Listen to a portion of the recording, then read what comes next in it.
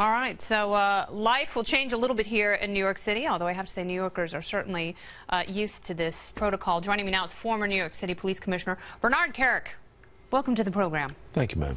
So, on days like this, are you relieved you're no longer a police commissioner, or is this the time you want to suit up and go back in the game?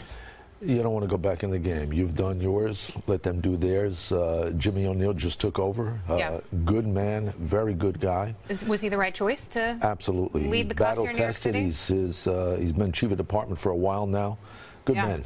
Good man. Tough first day, though, for him. Rough first day, but you know what? It's nothing he's not used to.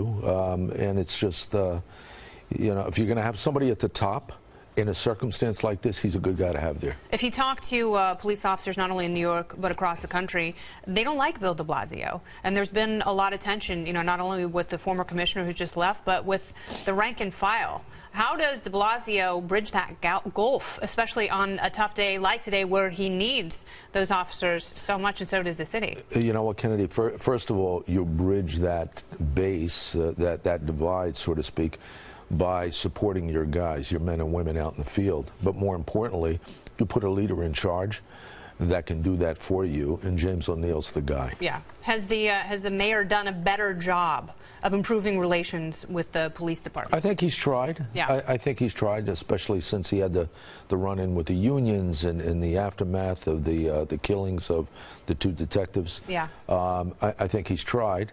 It's really the commissioner is going to take charge, and James O'Neill, the new commissioner, is a cop. What does he have to do? What is he? How does his burden shift today with these bombings? And you know, we still don't know if there is an active terror cell. Maybe there's one separate from what Rahami was a part of. But how does his burden and responsibility shift today? All that stuff will come to fruition over the next week or so. They'll figure it all out. But his positioning doesn't shift. His responsibilities don't shift. They're going to have an extra 1,000 cops in and around Times Square, Manhattan, over the next week. We have the UN General Assembly here. You're going to have heads of state from all over the world that are coming here to meet at the UN. The president will be here. It's an enormous responsibility. But the good thing for New York is we have resources that no other police department has in this country. The amount of resources between the police department, the federal, the state authorities, enormous resources. All right. I mean, obviously, I think this is the best police department in the world as far as counterterrorism. It is. Yeah, certainly. And you know, when we see those officers and they've got the counterterrorism on their uniforms walking around this building, it kind of gives you pause for a second because you worry what might be lurking out there. But at the same time, it gives you a great deal of comfort. What can we learn from the departments in New Jersey and New York about what went right?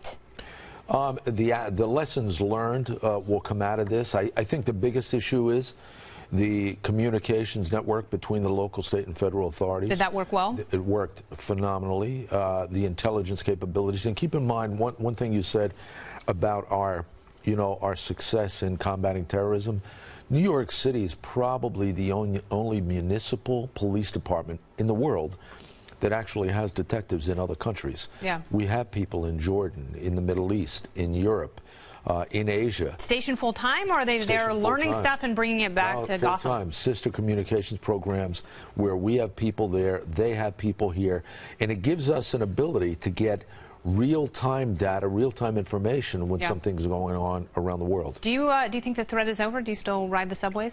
No, the threat's not over. The threat's here to stay. This radical Islamic movement against the West, against freedom, it's not going anywhere. So what do? Do you arm everybody? No, you don't. I don't think you arm everybody, but you have to combat it necessarily in the right place. One, abroad, you have to annihilate ISIS, Al-Qaeda, Al-Shabaab, all these networks that are abroad. We have to make sure our intelligence capabilities are the best they can be. And thirdly, there's an educational process of the young Muslims. The way of jihad is not the way of life, is not real. Do you think the West is doing an effective job countering that?